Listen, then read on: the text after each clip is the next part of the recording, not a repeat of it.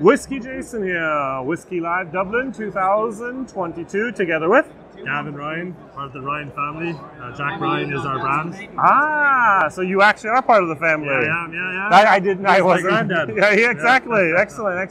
So now you're the person to talk to about the history of Jack Ryan, Irish whiskey, Dublin Irish whiskey finish. Yeah, that's where we started. So down the road from here, it's the Beggar's Bush pub.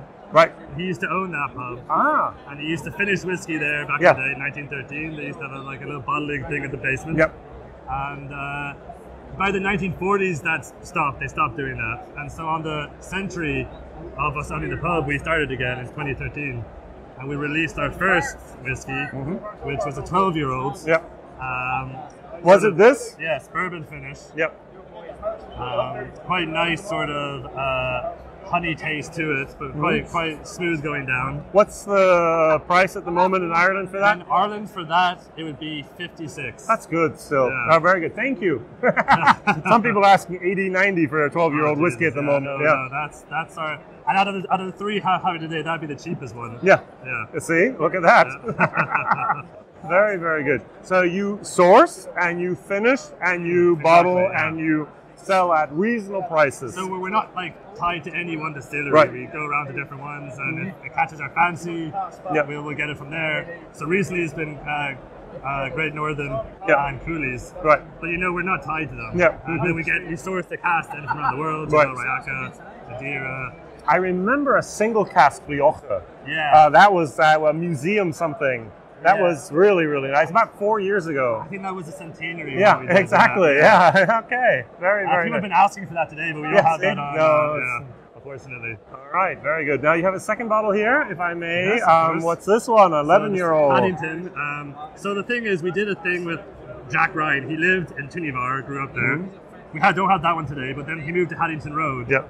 And so we're doing it following his life throughout history, or throughout his life. Yeah. And each location we're going to release one, so there's going to be 6. Okay, so good. We live in different areas. Collector 6, remember. Yeah. And so this one is 11-year-old. It's rum finish, old rum casks. Yep. It's quite a pineapple sort of nice soft taste to it, but there's a bit of a kick as well. Yeah. All right, very, very good. Before we move to the last one, distribution. You're in some markets. You're in Germany, you're in Ireland, you're UK, Finland. Are you outside of Europe? We're in America, Okay. We're shipping to California as well. Good. We're sitting a lot over there at the moment. We don't want to overextend into too many markets. We're only a small brand, trying to... And, the problem is if you go into too many, you can't ship to all of them, So we're trying to just grow solidly and hopefully get everywhere at some stage. Let's talk just very briefly about that bad, evil C word that has affected us for the last 2.5 years. Has that been something that's been majorly negative for your brand and for everything going on here, or how have you weathered this difficult time?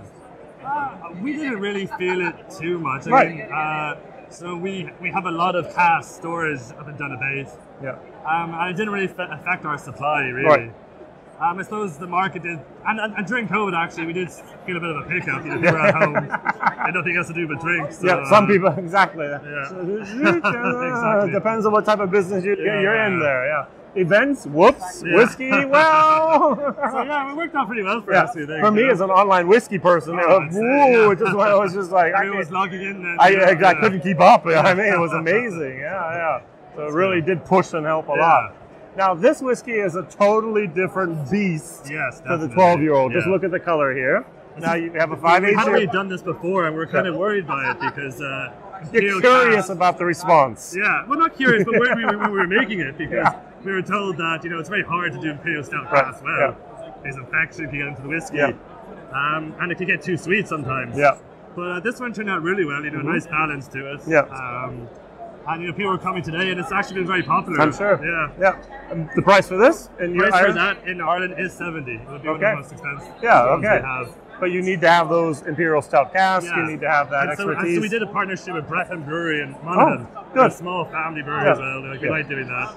And it worked out very well. We gave them casks. They put their stout in it, aged their stout, and then we got the cask back. Put some whiskey in it straight away. Wow. Yeah. So this is the number 2 of the 6. Yeah, that's number 2 to 6, yeah. And what are the other 4 going to be, or is it top secret and you'd have to kill me? Secret, yeah, top secret, all right. Top secret. Anything else you can talk about the future? You don't have plans to build a distillery, do you? No, we're not trying to get into that. But I've talked to literally 30 different people here, and of every single brand of independent bottler. Oh yes, we would love to build a distillery one day. We have plans in the drawer and so on. That's never been your dream, has it? We like the finishing aspect of it. You know, there's not a lot of people in Ireland doing that. Yep. And it used to be a big part of and the doing whiskey it well. business. Yeah, exactly. And that used to be a big part of the whiskey business, and it seems no one's that interested in that aspect. So we like to hold on to that niche, you know? I think that's, I commend you on that. Very, very nice. I love that. I think it's staying true to your roots as well. Yeah, you know, that's what Jack Ryan was. He wasn't a distiller. Right. He was a finisher, so we're going to stick with that. In memory of him, you know? Now, would you call yourself a bonder as well? That's a new Irish word that's been thrown around a lot since J.J. Corey and Louise has started. Well, like, we have in our finishing workhouse up in Dunabate, it is bonded, so we do that as well. Yeah. But, you know, we would be focused more on the finishing aspect rather than the bonding. Okay, it is a part of the business there as well, Interesting, very, very good. Now, if we want to find out more about a bottling, is probably a newsletter on your website and so on. Exactly, Where do we have to go? www.jackryans.com. .com, exactly, jackryan.com. Easy, isn't it? Thank you very much for your time. Thank you very much. Thank you for Whiskey Jason, bye-bye. Cheers.